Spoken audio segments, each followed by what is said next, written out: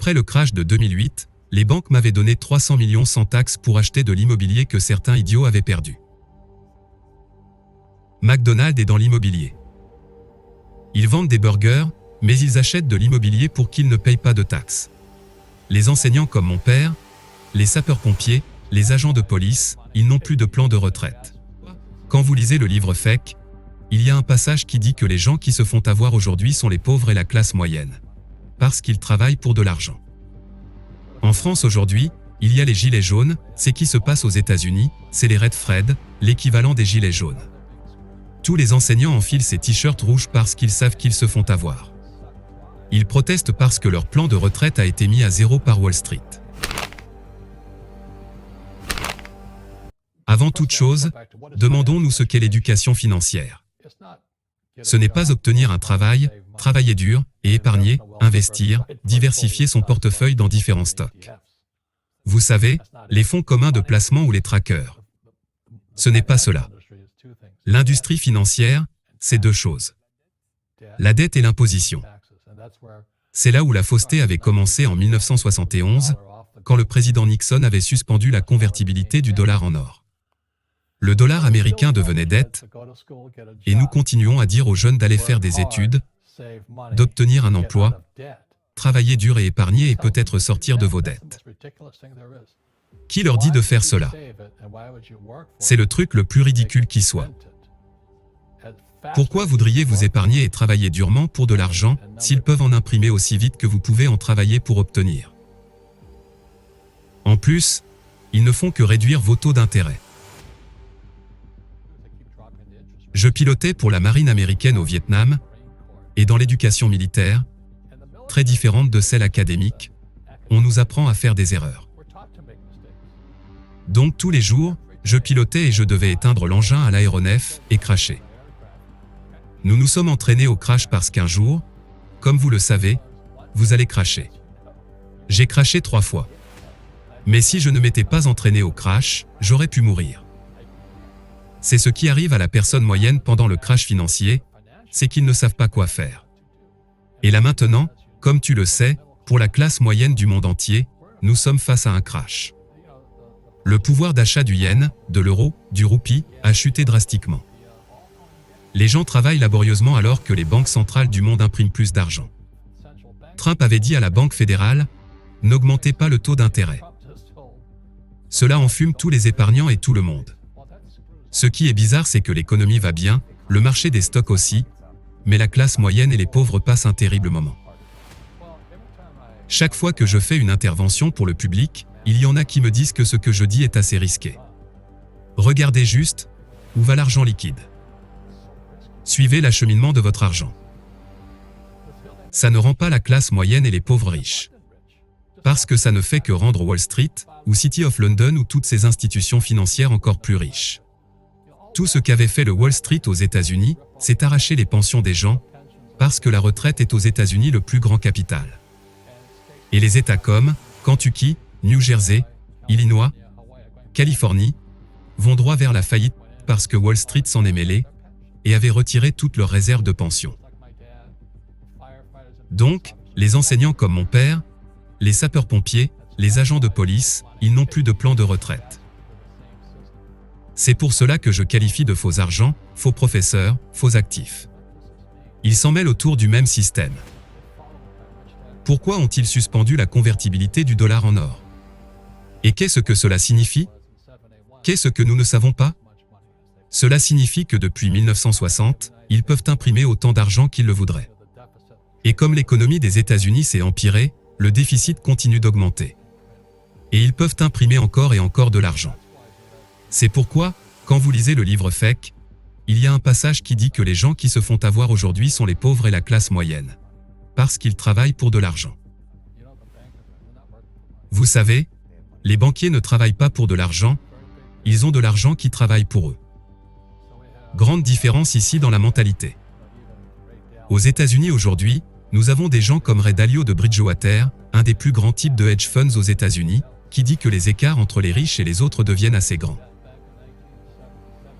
On l'aurait déjà observé dès 1972, parce qu'au moment où vous corrompez le cours de l'argent lui-même, qui, disons-le, est la seule chose que tout le monde travaille pour. Les épargnants, les autres, ils se font avoir. Et dans notre système, les faux argents, les faux enseignants, les faux actifs, tous ces faux trucs font partie de ce système.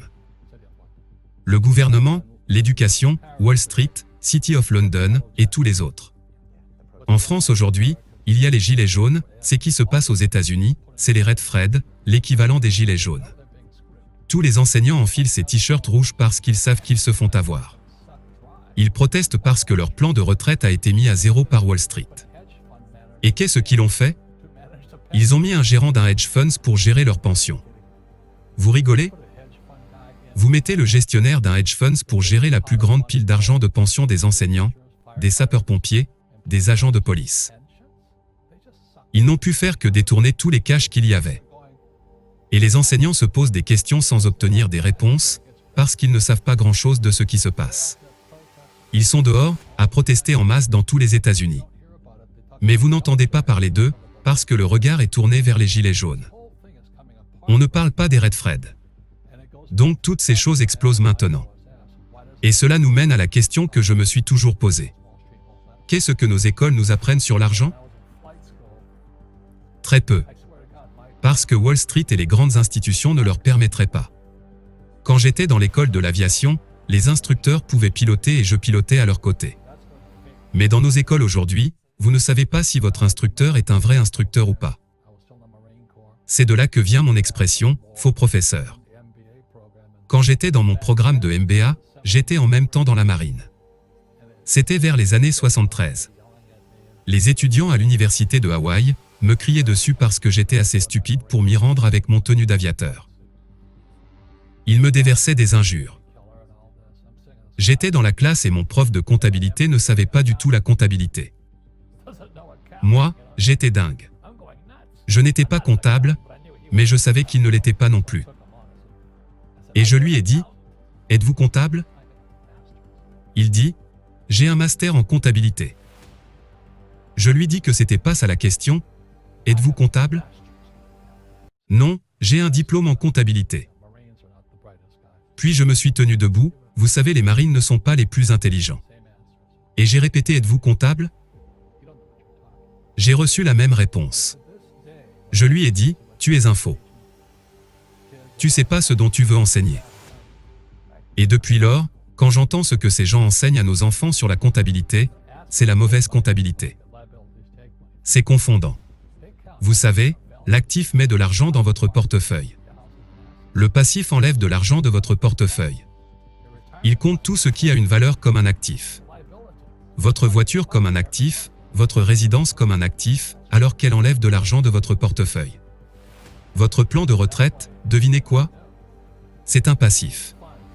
Ça vous prélève de l'argent chaque mois. Et à qui cet argent s'en va? Wall Street. C'est pour cela que ces fonds d'investissement ont pour slogan vos actifs sous gestion. Ils sont payés pour la gestion. Vous ne gagnez aucun argent, mais eux se font des fortunes sur les frais qu'ils vous prélèvent pour la gestion de ces actifs. Et la plupart du temps, ces gens des hedge funds, vous ne faites pas d'argent. Mais eux profitent de ces frais tous les jours. Et beaucoup de gens pauvres confondent l'actif avec le passif. Ils pensent que leur maison est un actif alors que c'est un passif. C'est pour cela que j'ai crié sur le professeur de comptabilité quand je lui dis que l'actif est un nom, le cash flow est un verbe. Pour comprendre c'est qu'un actif ou un passif, il vous faut un nom, plus un verbe. Donc si le cash sort de votre portefeuille, c'est un passif. Si le cash va dans votre portefeuille, c'est un actif. J'ai 7000 propriétés en location. Ce sont des actifs. Chaque mois, le cash va dans mon portefeuille. Alors que beaucoup de gens ont des grandes maisons, sur des montagnes, et leur cash s'en va ailleurs, puis ils vont doucement vers la faillite. La première raison pour laquelle les riches ne travaillent pas pour de l'argent est celle-ci. Les frais d'imposition. Voyez, il y a 3 catégories de revenus, le salaire, le portefeuille et le revenu passif. Le salaire, c'est quand vous avez un emploi, si je suis un docteur ou un programmeur. Là, c'est du salaire parce que je travaille pour de l'argent. Si j'achète par exemple des pommes pour 10 €, je les revends 20 €. Ça c'est un revenu de votre portefeuille, un gain de capital. Mais le revenu passif, qui est le cash flow, n'est jamais taxé. Et des gens crient, taxez les riches. Je leur dis bonne chance. Parce que la plupart des gens qui se plaignent, ils ne savent pas du tout ces 3 sources de revenus. Et les riches n'ont de toutes les manières pas de travail. Ils ont des actifs. Et donc la personne moyenne assez vulnérable avec son slogan « Envoyez les enfants à l'école » et ses discours classiques « Réveillez-vous ». Ils n'apprennent rien de tout cela. C'est pourquoi dans le livre Fake, comme nous l'avons évoqué, cet article du journal sur Jared Kushner qui explique comment les Trump et les Kushner ne paient pas les impôts et se font des millions et des millions de dollars. Et le pauvre reporter qui interviewait ne pouvait pas comprendre parce que nos écoles ne nous apprennent jamais cela. Ces 3 sources de revenus. Les lois sur les impositions sont utilisables pour tout le monde. Si vous avez l'éducation financière nécessaire. Et la raison pour laquelle je suis un fervent défenseur de l'éducation financière est que sans cette éducation, vous allez payer beaucoup d'impôts. Très peu de gens iront acheter ce que j'achète, faire $1 million et payer 0 taxe. McDonald's est dans l'immobilier. Ils vendent des burgers, mais ils achètent de l'immobilier pour qu'ils ne payent pas de taxes. Cet entrepreneur, Jeff Bezos, avec une fortune de 160 milliards de dollars. Combien de taxes paie-t-il sur ces milliards? 0. Quand je t'ai revenu du Vietnam en 1960, mon père pauvre disait « Va avoir un diplôme », mon père riche rigolait. Il me dit « Avec ça, tu deviendras un employé. » Qui d'autre embauche les gens avec un diplôme? Il était juste pragmatique, il disait que si tu veux vraiment être riche, prends des cours sur l'immobilier. Je lui dis pourquoi cela? Il dit, une fois que tu comprendras que l'immobilier est basé sur la dette, tu apprendras comment faire usage de la dette comme liquidité. Parce que c'est ce qui est arrivé en 1971, le dollar américain devenait dette. Donc, une fois que vous ayez appris à utiliser la dette comme liquidité, vous ne pouvez jamais dire « je ne peux pas me le permettre ». Après le crash de 2008, les banques m'avaient donné 300 millions sans taxes pour acheter de l'immobilier que certains idiots avaient perdu. Et je qualifie d'idiot parce que quand les prix sont si hauts, pourquoi voudriez-vous acheter quand le marché est à son point le plus haut? Ne savez-vous pas que ça va chuter un jour?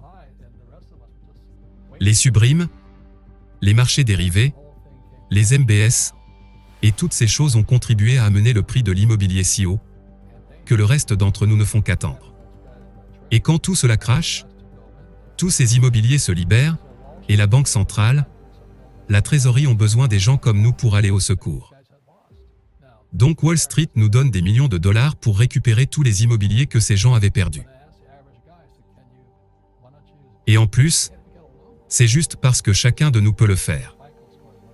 Quand je demande à la personne moyenne, pourquoi ne fais-tu pas usage de la dette? Elle ne peut même pas répondre parce que son niveau dans ce domaine est si bas. Et c'est ce qui se passe actuellement dans le monde, c'est un ensemble de professeurs, faux argent, faux actifs. Les professeurs ne vous apprendront jamais cela, parce qu'eux-mêmes ne le savent pas. Mon père pauvre ne savait pas du tout cela. Il pense que les riches sont des escrocs. Non, les riches jouent simplement avec des règles différentes. L'immobilier? Je ne sais pas comment les gens font pour vivre à New York où les condos coûtent près de 55 millions de dollars. L'immobilier dans la Silicon Valley. Vous ne pouvez pas y toucher et toutes ces entreprises empruntent de l'argent et nous font croire que l'économie est bonne, le chômage au plus bas. Ils disent qu'il n'y a pas d'inflation, mais avez-vous regardé les prix des aliments, de l'immobilier, de la dette étudiante, du soin? C'est une bulle. Ce qui se passe là, c'est que ma génération va commencer à prendre sa retraite. Mais il n'y a plus d'argent pour eux. La sécurité sociale est aux oubliettes, les pensions aussi, les étudiants. Le système a enfumé tout le monde avec la dette. Ceci n'est pas de l'économie, c'est une bullonomie. Mais ils ne le diront jamais. Et pourquoi ils continuent à imprimer de l'argent? Parce que c'est une addiction, c'est comme de l'héroïne. Le moment où vous prenez cette première dose, vous dites « je vais arrêter la semaine prochaine ». Et la semaine prochaine, vous arrêtez pas. Et l'état de l'économie continue de s'empirer, et il continue à imprimer plus d'argent. Et voilà ce qui va advenir.